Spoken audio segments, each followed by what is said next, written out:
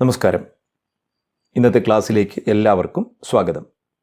നമ്മൾ കഴിഞ്ഞ ക്ലാസ്സിൽ പറഞ്ഞു വെച്ച അല്ലെങ്കിൽ മനസ്സിലാക്കിയ ആശയങ്ങളുമായി ബന്ധപ്പെട്ട് ഏതാനും ചില പരിശീലന പ്രശ്നങ്ങൾ പ്രാക്ടീസ് ക്വസ്റ്റ്യൻ ചെയ്തതിന് ശേഷം ഫ്രീ ഫോളുമായി ബന്ധപ്പെട്ട ചില കാര്യങ്ങളാണ് ഇന്ന് ക്ലാസ്സിൽ ഉൾപ്പെടുത്തിയിട്ടുള്ളത്. നമുക്കാദ്യം ഏതാനും ചില ചോദ്യങ്ങൾ പരിശോധിക്കാം. ആദ്യ ചോദ്യം നോക്കൂ. A car travelled certain distance with constant speed of 30 km/h and returned back with a speed of 40 km/h. Find out the average speed of the car in km/h. ഒരു കാറിൻ്റെ ആവറേജ് സ്പീഡ് കാണുവാനാണ് നമ്മളോട് ആവശ്യപ്പെട്ടിട്ടുള്ളത്. ആവറേജ് സ്പീഡ് കാണുവാൻ പല രീതിയിലും ചോദ്യങ്ങൾ ചോദിക്കാറുണ്ട്. അതായത് വ്യത്യസ്തമായ രീതിയിൽ ചോദ്യങ്ങൾ ചോദിക്കപ്പെടുവാനുള്ള സാധ്യതയുണ്ട് എന്നാണ് പറഞ്ഞത്. അതുകൊണ്ട് തന്നെ കൂടുതൽ ചോദ്യങ്ങൾ പരിശീലിച്ചാൽ മാത്രമേ പരീക്ഷയെ നമുക്ക് ധൈര്യപൂർവ്വം നേരിടാൻ കഴിയൂ. ഇനി നമുക്ക് ചോദ്യത്തിലേക്ക് തിരിച്ചു വരാം. ചിലപ്പോൾ ചില ആളുകൾ ഈ ചോദ്യത്തിൻ്റെ ഉത്തരമായി വേഗതകളുടെ ആവറേജ്, സ്പീഡുകളുടെ ആവറേജ് കാണാറുണ്ട്. അതായത് 30 + 40 / 2 = 35 എന്ന് ഉത്തരം എഴുതാറുണ്ട്. അത് തെറ്റാണ്. അത് ആവറേജ് സ്പീഡല്ല. നമ്മളോട് കാണാൻ പറഞ്ഞിരിക്കുന്നത് ആവറേജ് സ്പീഡാണ്. ആവറേജ് സ്പീഡ് കാണണമെങ്കിൽ ടോട്ടൽ ഡിസ്റ്റൻസിനെ ടോട്ടൽ ടൈം കൊണ്ടാണ് ഡിവൈഡ് ചെയ്യേണ്ടത്. അതിനാൽ ആവറേജ് സ്പീഡ് കാണണമെങ്കിൽ രണ്ട് കാര്യങ്ങൾ നമ്മൾ അറിഞ്ഞിരിക്കണം. ഒന്ന് ടോട്ടൽ ഡിസ്റ്റൻസ്, മറ്റൊന്ന് ടൈം ടേക്കൺ ഫോർ ദാറ്റ്. ഈ ചോദ്യം നോക്കിയാൽ അറിയാം, ഈ രണ്ട് കാര്യങ്ങളും ഇവിടെ ഡിറക്റ്റായി തന്നിട്ടില്ല. അതുകൊണ്ട് തന്നെ നമുക്ക് ഉത്തരം കണ്ടെത്താൻ മറ്റു ചില മാർഗങ്ങൾ തേടേണ്ടി വരും. നാം പറഞ്ഞു, നമുക്ക് ഡിസ്റ്റൻസും ടൈമും ആവശ്യമുണ്ട്. അതിവിടെ തന്നിട്ടില്ല. അതുകൊണ്ട് അത് രണ്ടും നമുക്ക് ഒന്ന് അസ്യൂം ചെയ്യാം. അതായത് ഒരു വശത്തേക്കുള്ള ഡിസ്റ്റൻസിനെ എക്സ് എന്നും അതുപോലെ അങ്ങോട്ട് സഞ്ചരിക്കാൻ എടുത്ത സമയത്തെ T1 എന്നും തിരിച്ച് സഞ്ചരിക്കാൻ എടുത്ത സമയത്തെ T2 എന്നും സങ്കല്പിക്കാം.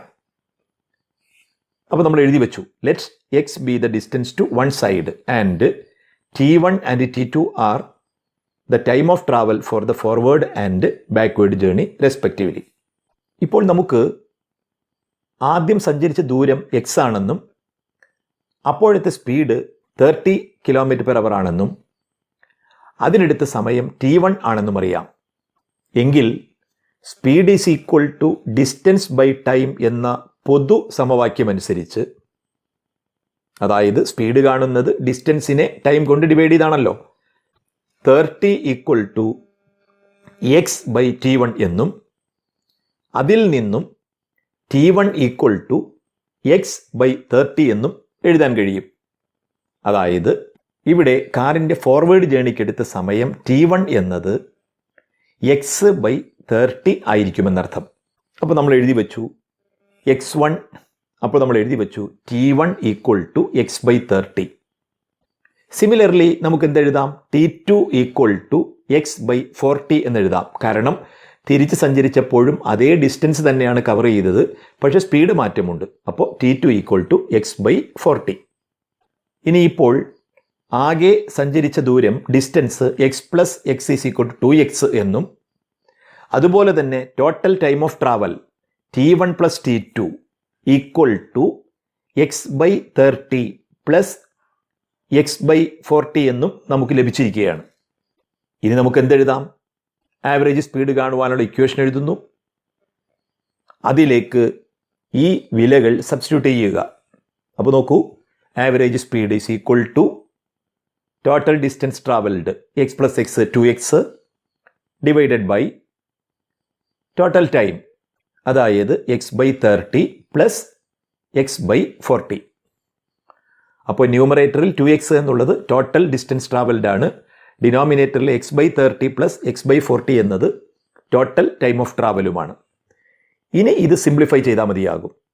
അതിൻ്റെ ഭാഗമായി ഡിനോമിനേറ്ററിൽ ബ്രാക്കറ്റിനകത്തുള്ള ഭാഗത്തെ 40x + 30x ഡിവൈഡഡ് ബൈ 30 × 40 എന്നെഴുതുന്നു. ഇനി അതിനെ വീണ്ടും സിംപ്ലിഫൈ ചെയ്യുമ്പോൾ നമുക്ക് 2x × 30 × 40 ഡിവൈഡഡ് ബൈ 70x എന്ന് കിട്ടുന്നുണ്ട്. ഇനി അവിടെ ന്യൂമറേറ്ററിലെയും ഡിനോമിനേറ്ററിലെയും എക്സ് നമുക്ക് ക്യാൻസൽ ചെയ്യാം. അപ്പോൾ ബാക്കി വരിക 2400/70 ഈക്വൽ ടു 34.3 km/h എന്ന് കിട്ടുന്നു. അങ്ങനെ നമുക്ക് ഈ കാറിൻ്റെ ആവറേജ് സ്പീഡ് കിട്ടി. ഇനി ഈ ചോദ്യം തന്നെ മറ്റൊരു തരത്തിൽ ചോദിക്കാം. ഒരു കാർ അതിൻ്റെ ആദ്യ പകുതി ദൂരം 30 km/hലും തുടർന്ന് അടുത്ത പകുതി ദൂരം 40 km/hലും സഞ്ചരിച്ചാൽ കാറിൻ്റെ ആവറേജ് സ്പീഡ് ചോദിക്കാം. അങ്ങനെ ചോദിച്ചാൽ നമുക്ക് എന്ത് ചെയ്യാവുന്നതേ ഉള്ളൂ, ഇതേ രീതിയിൽ തന്നെ അത് സോൾവ് ചെയ്തെടുക്കാവുന്നതാണ്. ചോദ്യങ്ങൾ പല രീതിയിൽ ചോദിക്കാമെന്നാണ് ഞാൻ പറഞ്ഞതിൻ്റെ സാരം. ഇപ്പോൾ നമ്മൾ ചെയ്ത പ്രോബ്ലം തന്നെ കുറച്ചുകൂടി എളുപ്പത്തിൽ ഒരു സിമ്പിൾ ഫോർമുല ഉപയോഗിച്ചും ചെയ്യാവുന്നതാണ്. മത്സര പരീക്ഷകളിലൊക്കെ അത് നമുക്ക് കൂടുതൽ സഹായകരമാകും. അതിനുള്ള formula V average is equal to 2v1 × v2 divided by v1 + v2 എന്നതാണ്. ഇത് വെച്ച് നമുക്ക് വിലകൾ കൊടുത്തു നോക്കാം. v1 ആദ്യ പകുതിയിലെ സ്പീഡ്, v2 രണ്ടാം പകുതിയിലെ സ്പീഡ്. അപ്പോൾ 2 × 30 × 40 divided by sum of the speeds, that is 30 + 40. Simplify ചെയ്യുന്നപ്പോൾ നമുക്ക് വളരെ എളുപ്പത്തിൽ അത് കാൽക്കുലേറ്റ് ചെയ്ത് 34.3 km/h എന്ന പഴയ ഉത്തരം കിട്ടുന്നു. ഇതും നമുക്ക് ഉപയോഗിക്കാവുന്നതാണ്, കുഴപ്പമൊന്നുമില്ല. പക്ഷെ ഒരു കാര്യം പ്രത്യേകം ഓർക്കേണ്ടത്, രണ്ട് സ്പെല്ലുകളിലും വസ്തു സഞ്ചരിച്ച ദൂരം തുല്യമാണെങ്കിൽ മാത്രമേ ഈ ഫോർമുല ഉപയോഗിക്കാൻ കഴിയൂ. ആദ്യ സ്പെല്ലിലും രണ്ടാമത്തെ സ്പെല്ലിലും സഞ്ചരിച്ച ദൂരങ്ങൾ വ്യത്യസ്തമാണെങ്കിൽ ഈ ഫോർമുല ഉപയോഗിച്ച് ഉത്തരം കണ്ടെത്താൻ കഴിയില്ല. അങ്ങനെ കണ്ടെത്തുന്ന ഉത്തരം തെറ്റായിരിക്കും. അടുത്ത പ്രോബ്ലത്തിൽ ഇക്കാര്യം ഒന്നുകൂടി വ്യക്തമാക്കാം. ഈ ചോദ്യം ഒന്ന് നോക്കൂ. A car travels with a speed of 30 km/h for 10 minutes and then with 40 km/h for 5 minutes. Finds average speed of the car.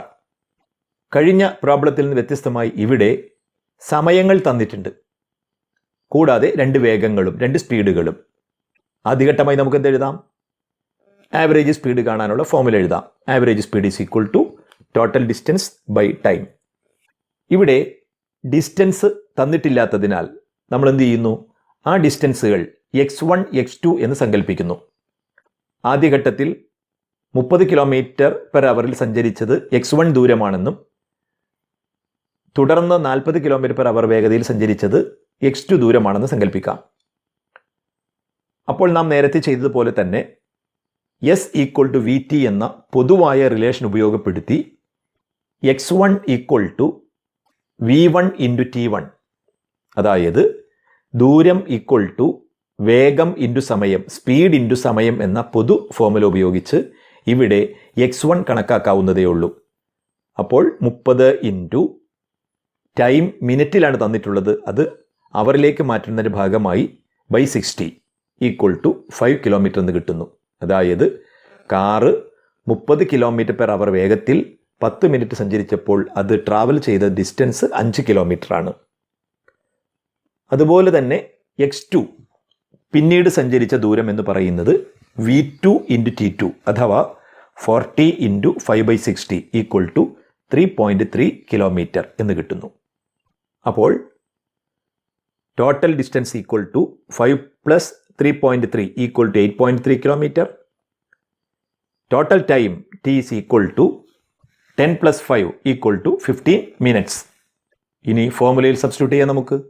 Average speed is equal to 8.3 divided by 15, അതിനെ മണിക്കൂറിലേക്ക് മാറ്റുന്നതിൻ്റെ ഭാഗമായി /60 = 8.3 / 1/4. റെസിപ്രോക്കൽ കൊണ്ട് മൾട്ടിപ്ലൈ ചെയ്യുമ്പോൾ നമുക്ക് 8.3 × 4 = 33.2 km/h എന്ന് കിട്ടുന്നു. അതായത് ഈ കാറിൻ്റെ ആവറേജ് സ്പീഡ് 33.2 km/h ആണ്. എളുപ്പത്തിൽ ചെയ്യാൻ കഴിയുന്നൊരു ഫോർമുലയെക്കുറിച്ച് നേരത്തെ പറഞ്ഞിരുന്നു, 2v1 v2 / v1 + v2. ഈ പ്രോബ്ലത്തിൽ ആ ഫോർമുല ഉപയോഗിക്കാൻ കഴിയില്ല. കാരണം ആദ്യം സഞ്ചരിച്ച ദൂരവും രണ്ടാമത് സഞ്ചരിച്ച ദൂരവും വ്യത്യസ്തമായതുകൊണ്ട് ആ ഫോർമുല ഇവിടെ ഉപയോഗിച്ചാൽ ശരിയായ ഉത്തരമായിരിക്കില്ല കിട്ടുന്നത്. അപ്പോൾ ഞാൻ ഒന്നുകൂടി പറയുന്നു, 2v1 v2 / v1 + v2 എന്ന ഫോർമുല ഉപയോഗിക്കാൻ കഴിയുന്നത് രണ്ട് സ്പെല്ലുകളിലും ഒരേ ദൂരം സഞ്ചരിച്ച കേസുകളിൽ മാത്രമായിരിക്കും. ഇനി പുതിയ മറ്റൊരു പ്രോബ്ലം ചെയ്യാം. നോക്കൂ, A car which moves along A straight road with a speed of 126 km/h brought to stop within a distance of 200 meter. What is the retardation of the car and how long does it take to rest? ചോദ്യം വ്യക്തമായി. 126 km/h വേഗത്തിൽ സഞ്ചരിച്ചു കൊണ്ടിരുന്ന ഒരു car speed കുറഞ്ഞ് 200 metre കൂടി മുന്നോട്ട് നീങ്ങിയതിന് ശേഷം റെസ്റ്റിലായി എന്നാണ് പറഞ്ഞിരിക്കുന്നത്. 2 കാര്യങ്ങളാണ് നമ്മളോട് കാണാൻ ആവശ്യപ്പെട്ടിട്ടുള്ളത്. അപ്പോൾ നമുക്കറിയാം, ഒരു പ്രോബ്ലം തന്നാൽ ആദ്യഘട്ടത്തിൽ നമ്മൾ എന്താണ് ചെയ്യുക? തന്നിട്ടുള്ള വിലകൾ എടുത്തെഴുതുകയാണ് ചെയ്യുക. നമുക്കത് എഴുതാം. നോക്കൂ, തുടക്കത്തിൽ ഇതിൻ്റെ സ്പീഡ് അല്ലെങ്കിൽ വെലോസിറ്റി 126 km/h ആയിരുന്നു. 126 km/h ആയിരുന്നു. ദെൻ അതിനെ യു കൊണ്ട് റെപ്രസെൻ്റ് ചെയ്തു. U is equal to 126 km/h. അതിനെ ഞാൻ മീറ്റർ പെർ സെക്കൻഡിലേക്ക് മാറ്റുന്നതിൻ്റെ ഭാഗമായി 5/18 കൊണ്ട് മൾട്ടിപ്ലൈ ചെയ്തു. അപ്പോൾ 35 മീറ്റർ പെർ സെക്കൻഡ് എന്ന് കിട്ടി. അപ്പോൾ initial velocity 35 metre per second. ഇനി നമുക്ക് എന്തറിയാം? ഇറ്റ് ബ്രോട്ട് ടു റെസ്റ്റ് എന്ന് പറഞ്ഞിട്ടുണ്ട്. എന്ന് പറഞ്ഞാൽ കാറ് നിശ്ചലാവസ്ഥയിൽ എത്തിയിട്ടുണ്ട്. That is final velocity v equal to 0. ഇനി മറ്റൊരു കാര്യം എന്താ പറഞ്ഞത്? ഈ സമയം കൊണ്ട് കാറ് 200 മീറ്റർ സഞ്ചരിച്ചു എന്ന് പറയുന്നുണ്ട്. So displacement s is equal to 200 metre. അപ്പോൾ 3 കാര്യങ്ങളാണ് തന്നിട്ടുള്ളത്: u, v and s. Then we are asked to find acceleration and time of travel. നമുക്ക് ആദ്യം ആക്സിലറേഷൻ കണക്കാക്കാം. അതിനെന്ത് ചെയ്യണം? സ്യൂട്ടബിളായ ഒരു ഇക്വേഷൻ സെലക്ട് ചെയ്യണം. എന്താണ് ഇതിൻ്റെ സ്യൂട്ടബിലിറ്റി? നാം പരിഗണിക്കുന്ന ഇക്വേഷനിൽ എന്തുണ്ടാകണം? നാം കാണാൻ ഉദ്ദേശിക്കുന്ന വേരിയബിളായ ആക്സിലറേഷൻ അഥവാ എ ഉണ്ടാകണം. മാത്രവുമല്ല, ആ ഇക്വേഷനിലുള്ള മറ്റെല്ലാ വേരിയബിളിൻ്റെയും വാല്യൂ നമുക്ക് അറിയാവുന്നതുമായിരിക്കണം. അപ്പോൾ ഒന്നാമത്തെ ഇക്വേഷനായ v equal to u plus a t പരിഗണിച്ചാലോ? അതിൽ ടി എന്ന വേരിയബിൾ വരുന്നുണ്ട്. ടി നമുക്ക് ചോദ്യത്തിൽ തന്നിട്ടില്ല. അപ്പോൾ അതുകൊണ്ട് v equal to u plus a t ഉപയോഗിച്ച് ആക്സിലറേഷൻ കാണാൻ കഴിയില്ല. ഇനി s is equal to u t plus half a t square ആയാലോ? ഇത് തന്നെയാണ് കുഴപ്പം. അവിടെയും നമുക്ക് ടൈം ഉണ്ടെങ്കിൽ മാത്രമേ അതുപയോഗിച്ച് ആക്സിലറേഷൻ കാണാൻ കഴിയൂ. എന്നാൽ അവസാന ഇക്വേഷനായ v square equal to u square plus 2as ആയാൽ അതിനകത്ത് നമുക്ക് കണ്ടുപിടിക്കേണ്ട എ എന്ന വേരിയബിൾ ഉണ്ട് എന്ന് മാത്രമല്ല, ഫൈനൽ വെലോസിറ്റിയായ v അറിയാം, ഇനിഷ്യൽ വെലോസിറ്റിയായ u അറിയാം, ഡിസ്പ്ലേസ്മെൻറ്റ് എസും അറിയാം. അപ്പോൾ നമ്മൾ എഴുതുന്നു we have v square equal to u square plus 2as. ഇനി എന്ത് ചെയ്യണം? അതിലേക്ക് വാല്യൂസ് സബ്സ്റ്റിറ്റ്യൂട്ട് ചെയ്യുക.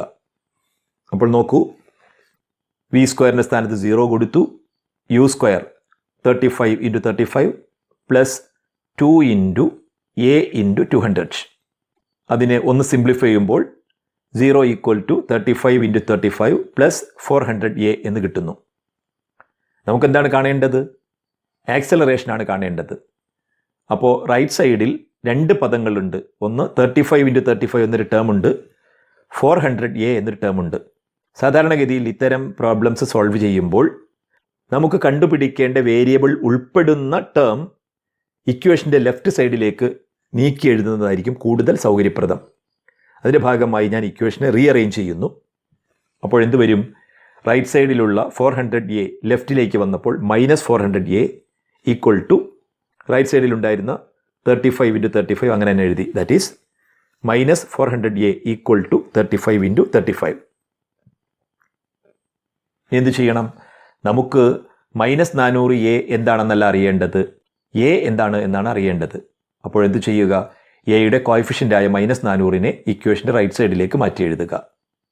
അപ്പോൾ ന്യൂമറേറ്റർ ആയിട്ടുള്ള -400 റൈറ്റ് സൈഡിലേക്ക് മൂവ് ചെയ്യുമ്പോൾ ഡിനോമിനേറ്റർ ആയിട്ട് മാറും. That is a equal to 35 × 35 by -400.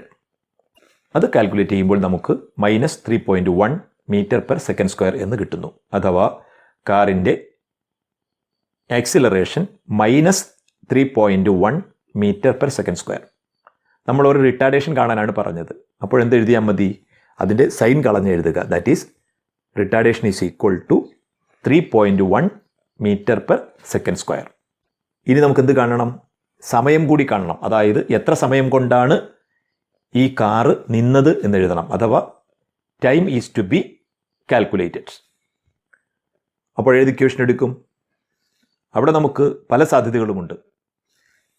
ഏറ്റവും എളുപ്പമുള്ള ഇക്വേഷൻ രീതിയിൽ ഞാൻ v = u + at എടുക്കുകയാണ്. അതാണ് ഏറ്റവും എളുപ്പം.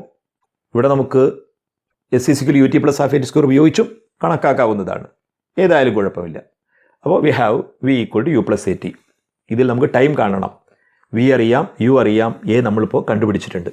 So 0 = 35 + -3.1 × t. നേരത്തെ പറഞ്ഞതുപോലെ നമുക്ക് ടൈമാണ് കാണേണ്ടത്. അപ്പോൾ ടൈം ഉൾപ്പെടുന്ന പദത്തെ ഇക്വേഷൻ്റെ ലെഫ്റ്റ് സൈഡിലേക്ക് മാറ്റി എഴുതുക. അപ്പോൾ -3.1 t എന്നത് +3.1 t ആയി മാറും. ദെൻ 3.1 t = 35 എന്ന് കിട്ടും. Then t = 35/3.1. അപ്പോൾ നമുക്ക് 11.4 എന്ന് കിട്ടും. അതായത് 11.4 സെക്കൻഡ് കൊണ്ടായിരിക്കും ഈ കാറ് നിശ്ചലാവസ്ഥയിൽ എത്തിച്ചേരുക. ഇനി മറ്റൊരു ചോദ്യം നോക്കാം. A body moves in a straight line and distance from the origin is obtained by the equation x = 3t² - 2t. The units are in SI system. Find its velocity at t = 2 seconds. Second question, show that the object is in uniform accelerated motion.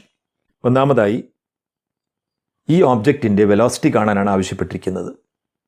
ഇവിടെ ഏതായാലും v = x/t എന്ന equation ഉപയോഗിച്ച് നമുക്ക് velocity കണക്കാക്കാൻ കഴിയില്ല. കാരണം ആവശ്യമായ യാതൊരു ന്യൂമറിക്കൽ വാല്യൂവും ഇവിടെ തന്നിട്ടില്ല.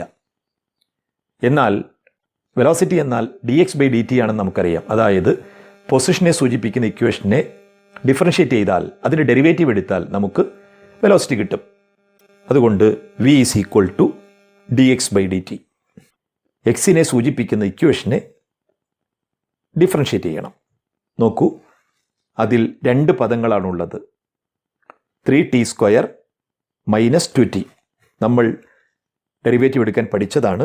അപ്പോൾ എഴുതുകയാണ് = 3t² എന്ന പദത്തിൽ 3 എന്നൊരു കോഎഫിഷ്യൻ്റ് ഉണ്ട്, അത് 3 എന്ന് എഴുതി. ഇനി t²നെയാണ് ഡിഫറൻഷ്യേറ്റ് ചെയ്യേണ്ടത്.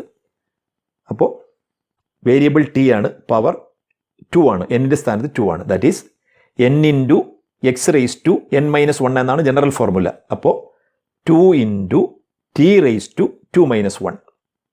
അപ്പോൾ ഫസ്റ്റ് പാർട്ട് നമ്മൾ ഡിഫറൻഷ്യേറ്റ് ചെയ്തു. മൈനസ് ഇനി 2t എന്ന പദത്തെ കൂടി ഡിഫറൻഷ്യേറ്റ് ചെയ്യണം. അവിടെ 2 എന്ന കോഎഫിഷ്യൻ്റ് അങ്ങനെ തന്നെ എഴുതി. ഇൻറ്റു 2t എന്ന് പറഞ്ഞാൽ 2t⁻1 ആണ്. അപ്പോൾ ടിയുടെ പവർ 1 ആണ്, അതായത് എന്നിൻ്റെ സ്ഥാനത്ത് 1 ആണ് വരിക. Then -2 × 1 × t⁻1 - 1. ഇനി സിംപ്ലിഫൈ ചെയ്യുമ്പോഴോ ആദ്യ പദം എന്ത് വരും? 3 × 2 6 t⁻1, that is 6t, minus 2 × 1 × t⁻0. t⁻0 എന്ന് പറഞ്ഞാൽ 1 ആണ്, ദാറ്റ് ഈസ് 2 × 1 × 1, 2 എന്ന് കിട്ടും. അതായത് അപ്പോൾ നമുക്ക് വെലോസിറ്റിയുടെ ഇക്വേഷനായി 6t - 2 എന്ന് കിട്ടിയിരിക്കുന്നു. അപ്പോൾ നമുക്ക് വെലോസിറ്റിയുടെ ഇക്വേഷനാണ് കിട്ടിയത്. നമ്മളോട് ആവശ്യപ്പെട്ടിരിക്കുന്നത് 2-ാം സെക്കൻഡിൽ ഇതിൻ്റെ വെലോസിറ്റി എത്ര എന്നാണ്. നമുക്കറിയാം ഈ ഇക്വേഷനിൽ ടൈമിന് വില കൊടുത്താൽ അതാത് സമയങ്ങളിലെ വെലോസിറ്റി കിട്ടും. അതുകൊണ്ട് നമ്മൾ എന്ത് ചെയ്യുന്നു? ഈ ഇക്വേഷനിൽ ടിക്ക് 2 എന്ന് കൊടുക്കുന്നു. അഥവാ v of 2 = 6 × 2 - 2 = 10 m/s. ഇനി അതിൽ രണ്ടാമത്തെ ചോദ്യം എന്താണ്? ഈ ഓബ്ജക്റ്റ് യൂണിഫോം ആക്സിലറേറ്റഡ് മോഷനിലുള്ള ഓബ്ജക്റ്റ് ആണെന്ന് തെളിയിക്കാനാണ് ആവശ്യപ്പെട്ടിരിക്കുന്നത്. അതായത് ഇതിൻ്റെ ആക്സിലറേഷൻ കോൺസ്റ്റൻ്റ് ആണെന്ന് തെളിയിക്കണം. അതിനാദ്യം നമുക്കിതിൻ്റെ ആക്സിലറേഷൻ കണക്കാക്കാം. അതിനെന്ത് ചെയ്യണം? റേറ്റ് ഓഫ് ചേഞ്ച് ഓഫ് പൊസിഷനാണ് വെലോസിറ്റി, അതുപോലെ റേറ്റ് ഓഫ് ചേഞ്ച് ഓഫ് വെലോസിറ്റിയാണ് ആക്സിലറേഷൻ എന്ന് നമുക്കറിയാം. അതായത് വെലോസിറ്റി = dx/dt ആണെങ്കിൽ ആക്സിലറേഷൻ എന്ന് പറയുന്നത് dv/dt ആണ്. മറ്റൊരു തരത്തിൽ പറഞ്ഞാൽ വെലോസിറ്റിയെ ഡിഫറൻഷ്യേറ്റ് ചെയ്താൽ, വെലോസിറ്റിയുടെ ഡെറിവേറ്റീവ് കണ്ടാൽ അതായിരിക്കും ആക്സിലറേഷൻ. ആ രീതിയിൽ കാണുമ്പോൾ ആക്സിലറേഷൻ a = dv/dt. അപ്പോൾ നോക്കൂ, വെലോസിറ്റിയുടെ ഇക്വേഷൻ എന്താണ്? 6t - 2 ആണ്. അപ്പോൾ രണ്ട് പദങ്ങളുടെ ഡെറിവേറ്റീവ് കാണേണ്ടതുണ്ട്. അപ്പോൾ നമുക്ക് നോക്കാം. 6t എന്നതിൻ്റെ ഡെറിവേഷൻ 6 ഇൻറ്റു 1 ഇൻറ്റു t⁻1 - 1. അപ്പോൾ ആദ്യമതമായ 60യുടെ ഡെറിവേറ്റീവ് എഴുതി, മൈനസ് ഇനിയുള്ളത് 2വിൻ്റെ ഡെറിവേറ്റീവാണ്. 2 ഒരു കോൺസ്റ്റൻ്റ് ആണ്, കോൺസ്റ്റൻറ്റിൻ്റെ ഡെറിവേറ്റീവ് 0 നമ്മൾ നേരത്തെ പറഞ്ഞിട്ടുണ്ട്. സോ -0. സിംപ്ലിഫൈ ചെയ്യുന്നു. 6 into 1 into t⁻0, that is 6 into 1 into 1 equal to 6 എന്നാണ് കിട്ടുക. അപ്പോൾ നമുക്ക് എന്ത് കിട്ടി? ആക്സിലറേഷൻ ഈസ് ഈക്വൽ ടു 6 എന്നാണ് കിട്ടിയത്. ശ്രദ്ധിക്കുക, നമ്മൾ വെലോസിറ്റി കണക്കാക്കിയപ്പോൾ വെലോസിറ്റിയെ സൂചിപ്പിക്കുന്ന ഇക്വേഷനിൽ ടൈം ഒരു ഫാക്ടറായിരുന്നു. അതിനർത്ഥം എന്താ? ഈ ഒബ്ജക്റ്റിൻ്റെ വെലോസിറ്റിയെ ടൈം ഡിപ്പെൻഡ് ചെയ്യുന്നുണ്ട്. ടൈം മാറുന്നതിനനുസരിച്ച് വെലോസിറ്റി മാറുന്നുണ്ട്. എന്നാൽ നമുക്ക് ആക്സിലറേഷനായി കിട്ടിയ ഇക്വേഷൻ എന്താണെന്ന് നോക്കൂ. a = 6 എന്നത് മാത്രമാണ്. അഥവാ അതിൽ ടൈം എന്നൊരു ഫാക്ടർ വരുന്നേയില്ല. എന്താണ് ഇതിനർത്ഥം? ടൈം മാറുന്നതിനനുസരിച്ച് ആക്സിലറേഷനിൽ യാതൊരു മാറ്റവും വരാത്ത ഒബ്ജക്റ്റാണ് ഇത് എന്നാണ്. അഥവാ ആക്സിലറേഷൻ കോൺസ്റ്റൻ്റ് ആണ്. മറ്റൊരു തരത്തിൽ പറഞ്ഞാൽ ഈ ഒബ്ജക്റ്റ് യൂണിഫോം ആക്സിലറേറ്റഡ് മോഷനിലാണ്. അപ്പോൾ നമ്മൾ എന്ത് എഴുതി വയ്ക്കും? Since acceleration is independent of time, it is A constant. That is the object is in uniform accelerated motion. ഇനി നമുക്ക് ഒരു പ്രധാനപ്പെട്ടൊരു കാര്യം ചർച്ച ചെയ്യേണ്ടതുണ്ട്. അതാണ് ഫ്രീ ഫോൾ, നിർബാധ പതനം എന്ന് പറയും. എന്താണ് ഫ്രീ ഫോൾ? ഗ്രാവിറ്റേഷണൽ ഫോഴ്സിന് മാത്രം വിധേയമായി ഒരു വസ്തു താഴേക്ക് പതിക്കുകയാണെങ്കിൽ അത് ഫ്രീ ഫോളിലാണ് അഥവാ നിർബാധ പതനത്തിലാണ് എന്ന് നമ്മൾ പറയും. നമ്മൾ ഉയരത്തിൽ നിന്നും ഒരു കല്ലിനെ ഫ്രീ ആക്കുന്നു എന്ന് വിചാരിക്കുക. നമുക്കറിയാം, ഗ്രാവിറ്റി മൂലം, ഭൂമിയുടെ ആകർഷണ ബലം മൂലം അതിന് ആക്സലറേഷൻ ഉണ്ടാവുകയും അതിൻ്റെ സ്പീഡ് അല്ലെങ്കിൽ വെലോസിറ്റി ക്രമമായി വർദ്ധിച്ച് താഴേക്ക് അത് പതിക്കുകയും ചെയ്യും. ഇനി ഒരു ജലാശയത്തിൻ്റെ മുകൾ പരപ്പിൽ ഒരു കല്ലിനെ സ്വതന്ത്രമാക്കിയാലോ? അവിടെയും കല്ല് താഴേക്ക് നീങ്ങുകയും അവസാനം അത് അടിത്തട്ടിൽ പതിക്കുകയും ചെയ്യും. എന്നാൽ ജലത്തിലൂടെ ആ കല്ലിന് സ്വതന്ത്രമായി ഫ്രീ ആയി താഴേക്ക് നീങ്ങാനാകുമോ? ഇല്ല. അവിടെ ചില തടസ്സങ്ങൾ അതിന് നേരിടും. ആ തടസ്സങ്ങളെ അതിജീവിച്ചുകൊണ്ടാണ് കല്ല് താഴേക്ക് പതിക്കുന്നത്. ഏതെല്ലാം ബലങ്ങളാണ് അതിൽ അനുഭവപ്പെടാൻ സാധ്യതയുള്ളത്? അതിലൊരു ബലം നമുക്ക് പരിചയമുള്ളതാണ്, ബോയൻ്റ് ഫോഴ്സാണ്. നിങ്ങൾ 9th പഠിച്ചിട്ടുള്ളതാണ്. അപ്പോൾ ബോയൻസി, ഒരു ദ്രാവകത്തിൽ മുങ്ങിയിരിക്കുന്ന, ഒരു ഫ്ലൂയിഡിൽ മുങ്ങിയിരിക്കുന്ന വസ്തുവിൽ ലിക്വിഡ് പ്രയോഗിക്കുന്ന ഫോഴ്സാണ് ബോയൻസി. അത് എപ്പോഴും മുകളിലേക്കായിരിക്കും. അതായത് താഴേക്ക് നീങ്ങുന്ന കല്ലിനെ ബോയൻസി ഒപ്പോസ് ചെയ്യും. അതുപോലെ വാട്ടറിൻ്റെ റെസിസ്റ്റൻസ്, മറ്റൊരു തരത്തിൽ പറഞ്ഞാൽ വിസ്കസ് ഫോഴ്സ്, അതിനെ ഡിസ്റ്റർബ് ചെയ്യും. വിസ്കോസിറ്റിയും വിസ്കസ് ഫോഴ്സ് നിങ്ങൾ പിന്നീട് പഠിക്കുന്നുണ്ട്. ഏതായാലും ഈ കല്ലിന് അത്ര സുഗമമായി താഴേക്ക് പോകാൻ കഴിയില്ല. കല്ലിന് പല പ്രതിബന്ധങ്ങളെയും തരണം ചെയ്യേണ്ടതുണ്ട്. അതുകൊണ്ട് തന്നെ നാം അതിനെ ഫ്രീ ഫോളായി പരിഗണിക്കുന്നില്ല. എന്നാൽ വായുവിലൂടെ ഉയരത്തിലും താഴേക്ക് പതിക്കുന്ന വസ്തുവിനെ പരിഗണിച്ചാലോ? യഥാർത്ഥത്തിൽ അവിടെയും എയർ ഒരു റെസിസ്റ്റൻസ് ഓഫർ ചെയ്യുന്നുണ്ട്.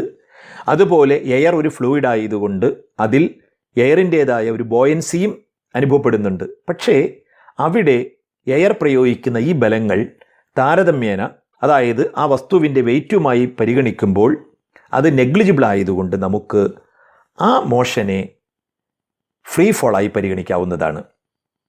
അതായത് ഭൂമിയുടെ സർഫസിൽ നിന്നും കുറച്ച് ഉയരത്തിൽ നിന്നുകൊണ്ട് ഒരു വസ്തുവിനെ താഴേക്കിട്ടാൽ ആ താഴേക്ക് പതിക്കുന്ന അവസരത്തിൽ അതിൽ അനുഭവപ്പെടുന്ന ഒരു കൺസിഡറബിൾ ഫോഴ്സ് എന്ന് പറയുന്നത് ഗ്രാവിറ്റി മാത്രമായതുകൊണ്ട് അതിനെ നമുക്ക് ഫ്രീ ഫോളായി പരിഗണിക്കാം. അതായത് ഫ്രീ ഫോൾ നമുക്ക് ഇങ്ങനെ നിർവചിക്കാം: the fall of an object near the surface of an earth only under the influence of gravity is called free fall. ഭൂമിയുടെ ഉപരിതലത്തിന് സമീപത്ത് നിന്നും ഗുരുത്വാകർഷണ ബലത്തിന് മാത്രം വിധേയമായി ഒരു വസ്തു താഴേക്ക് പതിക്കുന്നതാണ് നിർബാധ പതനം അഥവാ ഫ്രീ ഫോൾ. ഇനി അടുത്ത ചോദ്യം, ഫ്രീ ഫോളിലുള്ള വസ്തുവിൻ്റെ ആക്സിലറേഷൻ എത്രയായിരിക്കും? അതും ഒരുപക്ഷെ നിങ്ങൾ പഠിച്ചിട്ടുള്ളതാകും. അത് ജിക്ക് തുല്യമായിരിക്കും, 9.8 മീറ്റർ/സെക്കൻഡ് സ്ക്വയർ ആയിരിക്കും. അപ്പോൾ രണ്ട് കാര്യമാണ് പറഞ്ഞത്. എന്താണ് ഫ്രീ ഫോൾ? രണ്ട്, ഫ്രീ ഫോളിലുള്ള ഓബ്ജക്റ്റുകളുടെ ആക്സിലറേഷൻ എന്തായിരിക്കും? ഇനി പ്രധാനപ്പെട്ട രണ്ട് ചോദ്യങ്ങൾ. ഒന്ന്, നിർബാധ പതനത്തിലുള്ള ഫ്രീ ഫോളിലുള്ള വസ്തുവിൻ്റെ ഈ ത്വരണത്തിൻ്റെ ആക്സിലറേഷൻ്റെ ഡിറക്ഷൻ ഏതായിരിക്കും, എങ്ങോട്ടായിരിക്കും അതിൻ്റെ ഡിറക്ഷൻ? രണ്ടാമത്, അത് പോസിറ്റീവായിരിക്കുമോ നെഗറ്റീവായിരിക്കുമോ? നമുക്കാദ്യം അതിൻ്റെ ദിശ ഏതെന്ന് തീരുമാനിക്കാം. ഒരു വസ്തുവിനുണ്ടാകുന്ന ആക്സിലറേഷൻ്റെ ദിശ, ഡിറക്ഷൻ എല്ലായ്പ്പോഴും അതിന് ആക്സിലറേഷൻ ഉണ്ടാക്കുന്ന ഫോഴ്സ് ഏതാണോ ആ ഫോഴ്സിൻ്റെ ഡിറക്ഷൻ ആയിരിക്കും. അപ്പോൾ നമുക്കറിയാം, ഫ്രീ ഫോളിലുള്ള ഓബ്ജക്റ്റിനെ സംബന്ധിച്ചിടത്തോളം അതിന് ആക്സിലറേഷൻ ഉണ്ടാകുന്നത് ഗ്രാവിറ്റി മൂലമാണ്. ഗ്രാവിറ്റി ആകട്ടെ എപ്പോഴും താഴേക്കായിരിക്കും, അഥവാ towards the centre of earth ആയിരിക്കും. അതുകൊണ്ട് ഫ്രീ ഫോളിലുള്ള ഓബ്ജക്റ്റിൻ്റെ ആക്സിലറേഷൻ്റെ ദിശ ഡൗൺവേർഡ് ഡിറക്ഷനിലായിരിക്കും, താഴേക്കായിരിക്കും. ഒരു കാര്യം ഇവിടെ പ്രത്യേകം ഓർക്കണം, മുകളിലേക്ക് വലിച്ചെറിയുന്നൊരു വസ്തു പരിഗണിച്ചാൽ അത് മുകളിലേക്ക് ഉയർന്ന് പരമാവധി ഉയരത്തിലെത്തി തിരിച്ച് താഴേക്ക് പതിക്കും, നമുക്കറിയാം. ഇവിടെ ഈ വസ്തു മുകളിലേക്ക് ഉയരുന്ന അവസരത്തിലും തിരിച്ച് താഴേക്ക് നീങ്ങുന്ന അവസരത്തിലും അതിൽ അനുഭവപ്പെടുന്ന ഒരേ ഒരു ബലം ഗ്രാവിറ്റി മാത്രമാണ്. അതിൻ്റെ ദിശയാകട്ടെ എപ്പോഴും താഴേക്കുമാണ്. അതിനാൽ മുഴുവൻ സമയവും, അതായത് ഉയർന്ന് പൊങ്ങുന്ന അവസരത്തിലും താഴേക്ക് പതിക്കുന്ന അവസരത്തിലും ആക്സിലറേഷൻ്റെ ദിശ താഴേക്ക് തന്നെയായിരിക്കും. ഒന്നുകൂടി ഓർക്കുക, മുകളിലേക്ക് ഉയർന്നു പൊങ്ങുന്ന അവസരത്തിലും ആക്സിലറേഷൻ്റെ ഡിറക്ഷൻ മുകളിലേക്കല്ല താഴേക്കാണ് എന്നതാണ്. ഇനി അടുത്ത ചോദ്യം, ഫ്രീ ഫോളിലുള്ള ഓബ്ജക്റ്റിൻ്റെ ആക്സിലറേഷൻ പോസിറ്റീവായിരിക്കുമോ നെഗറ്റീവായിരിക്കുമോ എന്നതാണ്. നമ്മൾ സാധാരണയായി അപ്വേർഡ് ഡിറക്ഷനെ പോസിറ്റീവായും ഡൗൺവേർഡ് ഡിറക്ഷനെ നെഗറ്റീവായുമാണ് പരിഗണിക്കുന്നത്. അപ്പോൾ നാം നേരത്തെ പറഞ്ഞു, ഫ്രീ ഫോളിലുള്ള ഓബ്ജക്റ്റിൻ്റെ ആക്സിലറേഷൻ ഡൗൺവേർഡ് ഡിറക്ഷനിലായതുകൊണ്ട് അതിൻ്റെ ആക്സിലറേഷൻ നമ്മൾ നെഗറ്റീവായാണ് പരിഗണിക്കുക. അപ്പോൾ നേരത്തെ സൂചിപ്പിച്ചതുപോലെ തന്നെ ഒരു കല്ല് കുത്തനെ മുകളിലേക്ക് എറിഞ്ഞു, അത് മുകളിലേക്ക് പോകുന്നു, തിരിച്ച് താഴേക്ക് പോരുന്നു. മുകളിലേക്ക് പോകുന്ന അവസരത്തിലും താഴേക്ക് വരുന്ന അവസരത്തിലും അതിൻ്റെ ആക്സിലറേഷൻ ഡൗൺവേർഡ് ഡിറക്ഷനിലായിരിക്കും. ഡൗൺവേർഡ് ഡിറക്ഷനെ നമ്മൾ നെഗറ്റീവായി പരിഗണിക്കുന്നതിനാൽ ഈ രണ്ട് സന്ദർഭങ്ങളിലും അതിൻ്റെ ആക്സിലറേഷൻ നെഗറ്റീവും ആയിരിക്കും. ഇനി നമുക്ക് നാം നേരത്തെ പഠിച്ച 3 ഇക്വേഷൻസ് ഓഫ് മോഷനെയും ഫ്രീ ഫോളിൻ്റെ കാര്യത്തിൽ ഉപയോഗിക്കാവുന്ന തരത്തിൽ ഒന്ന് മാറ്റി എഴുതാം. അതായത് v = u+at എന്നതിനെ v = u - gt എന്നെഴുതാം. അതായത് ഫ്രീ ഫോളിലുള്ള വസ്തുവിൻ്റെ ആക്സിലറേഷൻ എന്ന് പറയുന്നത് -g ആയതുകൊണ്ട് അങ്ങനെ എഴുതാം. അതുപോലെ s = ut + ½ at² എന്നത് s = ut - ½ gt².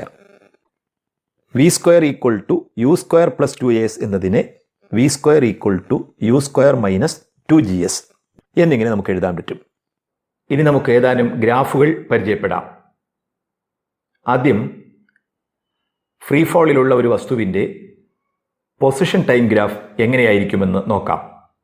ഇനി ഇവിടെ വിശകലനം ചെയ്യുന്ന ഗ്രാഫുകളുടെ ഷെയ്പ്പ്, അതുപോലെ സ്ഥാനം എന്നിവയ്ക്കാണ് പ്രാധാന്യമെന്നതിനാൽ XY ആക്സിസുകളിൽ സംഖ്യകൾ രേഖപ്പെടുത്തുന്നില്ല. ഫ്രീ ഫോളിലുള്ള വസ്തു ഡൗൺവേർഡ് മോഷനിലായതിനാൽ അതിൻ്റെ ഡിസ്പ്ലേസ്മെൻറ്റ് നെഗറ്റീവായിരിക്കും. അതിനാൽ ഇതിൻ്റെ പൊസിഷൻ ടൈം ഗ്രാഫ് Y ഭാഗത്തായി ഈ കാണുന്നത് പോലെ പരാബോളിക് ഷേപ്പിലായിരിക്കും. 4th ക്വാഡ്രൻറ്റിലാണ് ഗ്രാഫ് വന്നിരിക്കുന്നതെന്ന് ശ്രദ്ധിക്കുക. ഇനി ഈ ഓബ്ജക്റ്റിൻ്റെ വെലോസിറ്റി ടൈം ഗ്രാഫ് എങ്ങനെയായിരിക്കും? നേരത്തെ സൂചിപ്പിച്ചതുപോലെ തന്നെ as it is displaced downward, velocity also will be negative. ഇത് ഡൗൺവേർഡ് ഡിറക്ഷനിൽ മൂവ് ചെയ്യുന്നത് കൊണ്ട് ഇതിൻ്റെ വെലോസിറ്റി നെഗറ്റീവായിരിക്കും. അതുകൊണ്ട് തന്നെ പൊസിഷൻ ടൈം ഗ്രാഫിലേതുപോലെ തന്നെ ഇതിൻ്റെ സ്ഥാനവും നെഗറ്റീവ് Y ഭാഗത്തായിരിക്കും, അതായത് 4th ക്വാഡ്രൻറ്റിലായിരിക്കും. എന്നാൽ ഓബ്ജക്റ്റ് യൂണിഫോം ആക്സിലറേറ്റഡ് മോഷനിലായതിനാൽ ഗ്രാഫ് സ്ട്രെയിറ്റ് ലൈൻ ആയിരിക്കുകയും ചെയ്യും. അപ്പോൾ ഈ കാണുന്നതായിരിക്കും ഫ്രീലി ഫോളിംഗ് ഓബ്ജക്റ്റിൻ്റെ വെലോസിറ്റി ടൈം ഗ്രാഫ്. ഇനി നമുക്ക് നോക്കേണ്ടത് ഈ ഓബ്ജക്റ്റിൻ്റെ ആക്സിലറേഷൻ ടൈം ഗ്രാഫാണ്. ആക്സിലറേഷൻ്റെ പ്രത്യേകത എന്താണ്? ആക്സിലറേഷൻ ത്രൂ ഔട്ട് യൂണിഫോമാണ്. സമയം മാറുന്നതിനനുസരിച്ച് ആക്സിലറേഷനിൽ യാതൊരു മാറ്റവും വരാത്തതിനാൽ ഗ്രാഫ് സ്ട്രെയിറ്റ് ലൈൻ ആയിരിക്കുകയും അതോടൊപ്പം ടൈം ആക്സിസിന് പാരലായിരിക്കുകയും ചെയ്യും. അതിനാൽ ഈ കാണുന്നതാണ് ഫ്രീലി ഫോളിംഗ് ഓബ്ജക്റ്റിൻ്റെ ആക്സിലറേഷൻ ടൈം ഗ്രാഫ്. ഇനി ഇതുമായി ബന്ധപ്പെട്ട 3 ഗ്രാഫുകൾ കൂടി നമുക്ക് പരിചയപ്പെടാം. നാം ഇതിനു മുമ്പ് പറഞ്ഞതുപോലെ തന്നെ consider a body projected vertically upward and returns back to the initial position. ഒരു വസ്തുവിനെ നമ്മൾ മുകളിലേക്ക് എറിഞ്ഞു എന്ന് വിചാരിക്കുക. അത് മുകളിലേക്ക് ഉയർന്ന് തിരിച്ച് താഴെ എത്തുന്ന സിറ്റുവേഷൻ പരിഗണിച്ചുകൊണ്ട് അതിൻ്റെ വെലോസിറ്റി ടൈം ഗ്രാഫ് വരയ്ക്കാൻ ആവശ്യപ്പെടാറുണ്ട്. പരീക്ഷയിൽ പലപ്പോഴും ചോദിച്ചിട്ടുള്ളതാണ്. അപ്പോൾ നമുക്കറിയാം അവിടെ എന്താണ് സംഭവിക്കുക. പരമാവധി ഉയരത്തിലെത്തുന്നത് വരെ ഓബ്ജക്റ്റിൻ്റെ മൂവ്മെൻറ്റ് അപ്വേർഡ് ഡയറക്ഷനിലായിരിക്കും. അതുകൊണ്ട് തന്നെ വെലോസിറ്റി പോസിറ്റീവായിരിക്കും. പരമാവധി ഹൈറ്റിലെത്തുമ്പോൾ വെലോസിറ്റി 0 ആവുകയും തുടർന്ന് വെലോസിറ്റിയുടെ ഡിറക്ഷൻ മാറുകയും അഥവാ നെഗറ്റീവ് ആവുകയും മാഗ്നിറ്റ്യൂഡ് വീണ്ടും വർദ്ധിക്കുകയും ചെയ്യും. അപ്പോൾ ഗ്രാഫിൻ്റെ ആദ്യ പകുതി ഭാഗം പോസിറ്റീവ് വൈ ഭാഗത്തും അവശേഷിക്കുന്ന ഭാഗം നെഗറ്റീവ് വൈ ഭാഗത്തുമായിരിക്കും വരിക. മാത്രവുമല്ല ഗ്രാഫ് സ്ട്രെയിറ്റ് ലൈനുമായിരിക്കും. കാരണം യൂണിഫോം ആക്സിലറേറ്റഡ് മോഷൻ ആയതിനാൽ, അതായത് തുടക്കം മുതൽ അവസാനം വരെ ഇതിൻ്റെ ആക്സിലറേഷൻ കോൺസ്റ്റൻ്റ് ആയതിനാൽ -9.8 m/s² ആയതിനാൽ ഗ്രാഫ് സ്ട്രെയിറ്റ് ലൈൻ ആയിരിക്കുകയും ചെയ്യും. അതുകൊണ്ട് ഈ കാണുന്നത് പോലെയായിരിക്കും ആ ഓബ്ജക്റ്റിൻ്റെ വെലോസിറ്റി ടൈം ഗ്രാഫ്. എന്നാൽ ഇതേ ഓബ്ജക്റ്റിൻ്റെ സ്പീഡ് ടൈം ഗ്രാഫ് വരയ്ക്കാൻ പറഞ്ഞാലോ, അത് ഈ കാണുന്നത് പോലെയായിരിക്കും. നോക്കൂ, എന്താണ് പ്രത്യേകത? വി ഷേപ്പിലാണ് ഗ്രാഫ് വരിക. അതായത് തുടക്കത്തിൽ മാക്സിമം സ്പീഡ് ഉണ്ടാകും. സമയം നീങ്ങുന്നതിനനുസരിച്ച് സ്പീഡ് കുറഞ്ഞ് 0 ആകുന്നു. ഗ്രാഫിലെ ബി എന്ന പോയിന്റ് മാക്സിമം ഹൈറ്റിലെത്തുന്നതിനെയാണ് സൂചിപ്പിക്കുക. അതായത് സ്പീഡ് 0 ആകുന്നു. അതിനുശേഷം സ്പീഡിൻ്റെ വാല്യൂ കൂടുകയാണ് ചെയ്യുക. എന്നാൽ സ്പീഡ് ഒരിക്കലും നെഗറ്റീവ് ആകാത്തതിനാൽ അതേ ക്വാഡ്രന്റിൽ തന്നെയായിരിക്കും ഗ്രാഫ് ബാക്കിയും വരിക. അപ്പോൾ വെലോസിറ്റി ടൈം ഗ്രാഫ് ആയിരുന്നെങ്കിൽ ആ ഗ്രാഫ് തുടർന്ന് 4th ക്വാഡ്രന്റിലേക്ക് എക്സ്റ്റെൻഡ് ചെയ്യപ്പെടുമായിരുന്നുവെങ്കിൽ ഇവിടെ തിരിച്ച് അതേ ക്വാഡ്രന്റിൽ തന്നെയാണ് വരിക. അപ്പോൾ ഈ കാണുന്നതാണ് ആ വസ്തുവിൻ്റെ സ്പീഡ് ടൈം ഗ്രാഫ്. അവസാനമായി നമുക്ക് ആ ഓബ്ജക്റ്റിൻ്റെ, അതായത് മുകളിലേക്ക് വലിച്ചെറിഞ്ഞ് തിരിച്ച് താഴേക്ക് പതിക്കുന്ന വസ്തുവിൻ്റെ ആക്സിലറേഷൻ ടൈം ഗ്രാഫ് ചോദിച്ചാൽ ഈ കാണുന്ന രീതിയിലായിരിക്കും നമുക്ക് വരയ്ക്കാൻ കഴിയുക. മുഴുവൻ സമയവും ആക്സിലറേഷൻ നെഗറ്റീവാണ്, മാത്രവുമല്ല കോൺസ്റ്റൻറ്റുമാണ്. അപ്പോൾ ഗ്രാഫ് ടൈം ആക്സിന് പാരലായിരിക്കും. അപ്പോൾ ആ നീല നിറത്തിൽ കാണുന്ന ഭാഗം അപ്വേർഡ് ഡിറക്ഷൻ, ചുമന്ന ഭാഗം ഡൗൺവേർഡ് ഡിറക്ഷനിലെ മൂവ്മെൻറ്റുമാണ് എന്നർത്ഥം.